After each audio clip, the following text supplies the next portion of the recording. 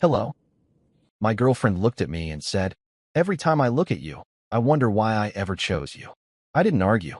I just replied, "You're right." That night, I packed quietly and walked away without drama. I poured everything into my work, day after day. Months later, she called me in tears. While I sat beside my new girlfriend, watching the future I'd built finally shine without her. We were standing in our kitchen on a Tuesday night, the kind of night where nothing big is supposed to happen. She was leaning against the counter scrolling through her phone, half listening while I talked about a project at work I was excited about. At some point, I stopped mid-sentence because she sighed, loudly, dramatically. She looked up at me with that familiar expression, the one that always made me feel like I was already disappointing her. "Do you ever think about how weird it is," she said, "that every time I look at you, I wonder why I chose you?" No anger, no fight, just blunt, bored cruelty. For context, I'm 30M. She's 28F. We'd been together almost 3 years, living together for one. On paper, we were stable. In reality, I'd been slowly shrinking to fit into whatever version of me she tolerated that week. I asked her what she meant. She shrugged. "I don't know. I just feel like I settled. Like I could have done better if I waited." Then she smiled, like she'd said something insightful. That was the moment everything went quiet in my head. Not sad, not angry, just still. I nodded and said, "You're right." That caught her off guard. She laughed, a sharp little laugh. "Wait, what?" "You're right," I repeated. "You probably shouldn't have chosen me." She rolled her eyes. "Oh my God, don't be dramatic. I'm just being honest. You're so sensitive." There it was. The dismissal. The rewrite. Suddenly, I was the problem for reacting at all. She went back to her phone, conversation over in her mind. I stood there for another second, then went to the bedroom and lay down staring at the ceiling. That was the night I stopped trying to convince her of my worth. I didn't tell her I was done. I didn't argue. I didn't threaten to leave. I just started planning. Quietly. The next morning, she acted like nothing happened. That was always her thing. Say something cutting, let it hang in the air, then move on like it was my job to forget it. She hummed while making coffee, complained about traffic, asked if I could Venmo her for dinner she paid for last time. I did. I started noticing patterns after that night. Not because they were new, but because I'd stopped making excuses for them. The way she corrected me in front of friends. The way she joked about my job like it was a phase. The way she compared me to other guys and called it motivation. That afternoon, she texted me while I was at work. "Can you be home earlier? I don't feel like cooking." "No, please." No question mark. I replied, "Probably late tonight." She sent back a thumbs down emoji. That was it. That night, instead of rushing home, I stayed late. Not to impress anyone. Not to avoid her. I stayed because I realized something uncomfortable. When I wasn't around her, I felt lighter, more focused, more like myself. Over the next few weeks, I changed quietly. I stopped sharing ideas with her. Stopped asking for her opinion. Stopped explaining myself. She noticed, but not in the way you'd hope. "You've been really distant," she said one night, annoyed. "What? Are you mad or something?" "No," I said honestly. "Just busy." She scoffed. "Must be nice to suddenly care about work." That comment stuck with me, so I leaned into it. I started waking up earlier. Took on extra projects. Signed up for a certification I'd been putting off because she said it was pointless. I stopped going out on weeknights. Started saving money she never knew about. She complained, of course. "You're boring now. You never want to do anything. You're acting like you're better than me." I didn't argue, because every insult was confirmation. She thought I was shrinking away from her. In reality, I was building something she wasn't invited to. And the best part? She never saw it coming. About a month in, she started getting meaner. Not louder, not explosive. Mean in that precise, quiet way that's meant to remind you where you stand. It started with comments disguised as jokes. "Oh wow," she said one night while watching TV, eyes flicking to my laptop. "Still working? Must be nice pretending you're important." I didn't look up. Deadlines are deadlines. She snorted. "Sure. Just don't forget who you are when this little productivity phase ends." That phrase, "who you are," used to mess with my head. Like my identity was something fragile she had to keep in check. She hated that it wasn't working anymore. A week later, we went to a small get-together with her friends.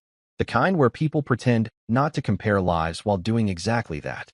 One of her friends asked what I'd been up to lately. Before I could answer, my girlfriend cut in. "He's been really into work," she said, rolling her eyes. Like it's his whole personality now. Her friends laughed politely. I smiled and took a sip of my drink. Inside, Something locked into place. On the drive home, she went off. You embarrassed me back there. I glanced at her. By existing? No, she snapped. By acting like you're suddenly going somewhere. Don't get ahead of yourself. That one was new. I pulled into the parking lot and turned off the engine. The silence stretched. You know, she continued, voice sharp. Confidence looks bad on you. It doesn't suit you. I nodded slowly. Good to know. She frowned. Why are you being weird? I'm not, I said. I'm listening. That shut her up. Later that night, while she slept, I sat at the kitchen table with my laptop open and a notebook beside it. I wrote goals, numbers, timelines, things I'd never allowed myself to plan because she'd always laughed at ambition that wasn't hers. I didn't hate her. I didn't want revenge. I just stopped needing her approval, and that scared her more than any argument ever could. By the second month, she stopped hiding her contempt. She didn't yell. She didn't threaten to leave. She did something worse. She started acting like I was already beneath her. If I came home late, she'd say, must be nice playing businessman while I actually have a life. If I dressed better for work, she'd smirk and ask, who are you trying to impress? One night, while folding laundry, she held up one of my shirts like it offended her personally. You know, she said, I always thought I'd end up with someone bigger, more impressive. Sometimes I feel like I wasted my prime years. I kept folding socks. She waited for a reaction. When none came, she added, sharper, does that not bother you? I looked at her and said calmly, you already told me you regret choosing me. This is just details. Her mouth opened, then closed. You're impossible lately, she snapped. You used to care. I did care. That was the problem. What she didn't know was that every extra hour I worked was compounding. My boss noticed. Then his boss noticed. I was being trusted with things I'd never been trusted with before. Projects, decisions, money. Meanwhile, at home, she complained nonstop. You're boring now.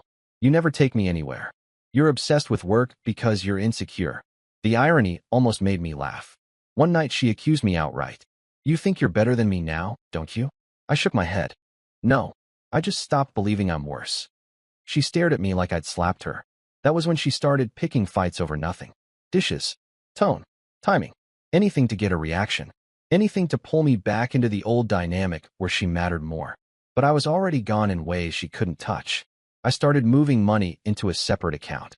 Started making plans that didn't include her calendar. Started imagining a future that didn't feel small. She still thought she had the upper hand. She had no idea she was already losing access to the version of me she controlled.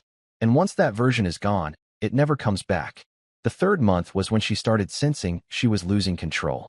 Not consciously, not intelligently, just that gut feeling people get when the dynamic they rely on starts slipping. She began testing me. If you really cared, she said one night, arms crossed, you wouldn't work so late. I didn't look up from my laptop. I do care. About my future. She laughed, sharp and dismissive. Your future? With what exactly? You're acting like you're about to become someone. That was her favorite insult. Someone. As if I was currently nobody. She started accusing me of things out of nowhere. You're cheating, aren't you? You're hiding money. You think you're too good for me now. Projection wrapped in paranoia. I stayed calm. That made her angrier than yelling ever could. One Friday night, she snapped. We were supposed to go out with her friends. I canceled last minute because I had a deadline. You always choose work over me, she said, loud enough for the neighbors to hear. I don't even recognize you anymore. I met her eyes. That might be a good thing. She went quiet, then cruel. Just don't forget, she said slowly. Without me, you'd still be invisible. That one stayed with me. Not because it hurt, but because it clarified everything. That weekend, I didn't go out. I didn't apologize. I didn't explain. I worked. I planned. I finished a proposal that would change my career trajectory entirely. Monday morning, my boss called me into his office. By Friday, I had a new title. A raise she would have bragged about if it belonged to her. Stock options. Responsibility. Momentum. I didn't tell her. That night, she complained about money like always. About how she deserved more. About how her life felt stuck. I listened quietly, realizing she had no idea she was talking to someone who had already moved on. She thought I was neglecting her. In reality, I was outgrowing her. And she still believed she was the one doing the choosing. The promotion became official 2 weeks later. New role. Bigger scope. Real money. The kind of step that quietly rewrites the trajectory of your life if you don't screw it up. I still didn't tell her. Not out of spite. Out of instinct. Something in me knew the moment I said it out loud, she'd either belittle it, take credit for it, or start planning how it benefited her. I wasn't ready to hand that over. She noticed the changes anyway. The earlier mornings. The later nights. The way I dressed better without asking her opinion. The way I stopped reacting when she tried to provoke me. "You're being secretive," she accused one night, sitting on the couch with her arms folded. "What are you hiding?" I thought about the truth and decided she hadn't earned it. "Nothing important," I said. Her eyes narrowed. "Wow. So now I'm not important?" I shrugged. "You said it first. Months ago." She stared at me like she'd just been slapped. I was joking. "No," I said calmly. "You were honest." That's when she started getting desperate. Suddenly, she wanted date nights again. Suddenly, she wanted reassurance. Suddenly, she'd pick fights and then cry when they didn't work. One night, she snapped completely. "You think you're going to leave me," she said. Not a question, an accusation. "Don't forget, I was with you before any of this." I looked at her and realized something strange. She was scared, not of losing me emotionally, of losing access. "I'm not going anywhere," I said truthfully. She relaxed instantly. What she didn't know was that staying and belonging were no longer the same thing. Over the next few weeks, I quietly prepared, updated my resume, built savings, took meetings she never knew about. I didn't pack a bag. I packed a future. And the more secure I became, the more unbearable I was to her. Because confidence without permission is threatening to someone who survives on control. She still thought she was the prize. She had no idea she was about to be left behind by a version of me she helped create and would never benefit from. The breakup itself was anticlimactic. No shouting, no tears, just irritation on her side and relief on mine. It happened on a Thursday night. She was complaining about how her life felt stagnant, how she deserved more, how nothing exciting ever happened anymore. I was half listening, half responding to an email on my phone. She finally snapped. "Are you even present?" she barked. "Or are you too busy pretending you're important?" I looked up at her and realized I felt nothing. Not anger, not sadness, just done. "I think we should break up," I said. She blinked. Once, twice, then laughed. "Oh my God," she said, shaking her head. "You're doing this now? Because you're stressed at work?" "No," I said. "Because you regret choosing me. I finally agree with you." Her smile vanished. "You don't mean that," she said sharply. "You wouldn't survive without me." That line would have crushed me once. Now it just sounded outdated. "I already am," I replied. She got nasty fast. "You think anyone better is going to want you? You're average at best. You'll come crawling back when this phase ends." I didn't argue. I didn't defend myself. I just stood up, grabbed my jacket, and said, "I'll move my stuff out this weekend." She scoffed. "Good luck." The next morning, she texted like nothing happened. "Can you still cover rent this month?" That told me everything. I moved out quietly. No speeches. No social media posts. Just boxes, trips to storage, and a new apartment closer to work. Smaller, but mine. Weeks passed. Then months. I worked relentlessly. Focused. Clear. The kind of progress that only happens when no one is draining you daily. New role. Bigger income. New circle. New energy. And then, one night, my phone rang. Her name. I answered out of curiosity, not emotion. She was crying. "I didn't think you'd actually be okay without me," she sobbed. I looked across the table at the woman sitting with me, smart, warm, supportive, laughing softly at something on her phone. "I am," I said quietly.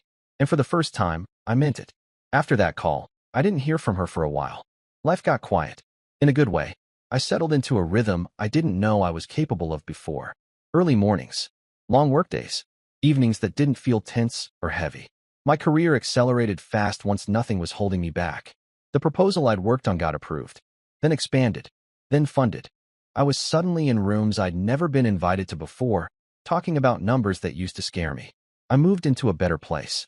Nothing flashy, just clean, calm, intentional. For the first time, my home felt like a recharge instead of a battleground. And yeah, I met someone. Not right away.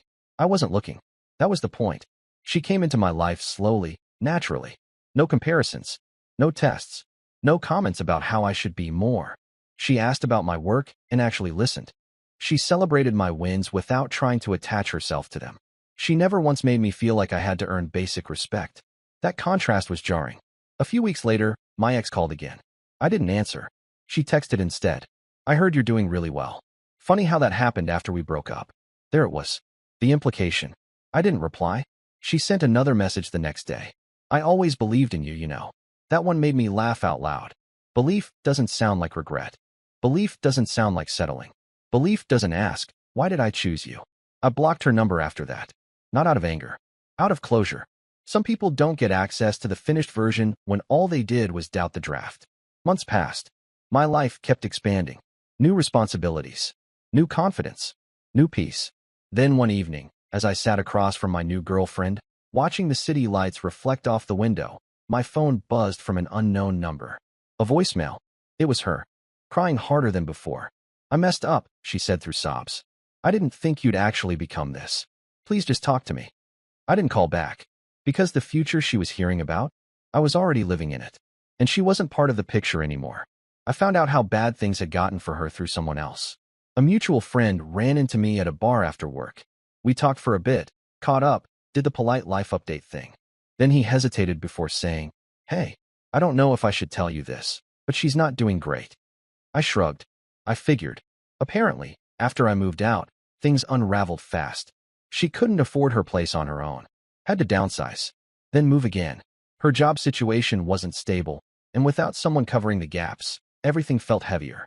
According to him, she talked about me constantly. About how I changed. About how I abandoned her, right when I started doing well. That part made me laugh. It's funny how growth looks like betrayal to people who benefited from your stagnation. A few nights later, she called again from another new number. I almost didn't answer. Curiosity got the better of me. She was crying immediately. "I don't understand," she said between sobs. "You weren't supposed to win like this. You were supposed to need me." There it was. The most honest thing she'd ever said to me. "I never needed you," I replied quietly. "I just thought I did." She begged then. Not subtly. Not gracefully. She talked about memories, inside jokes, how no one knew her like I did. How she could do things differently now.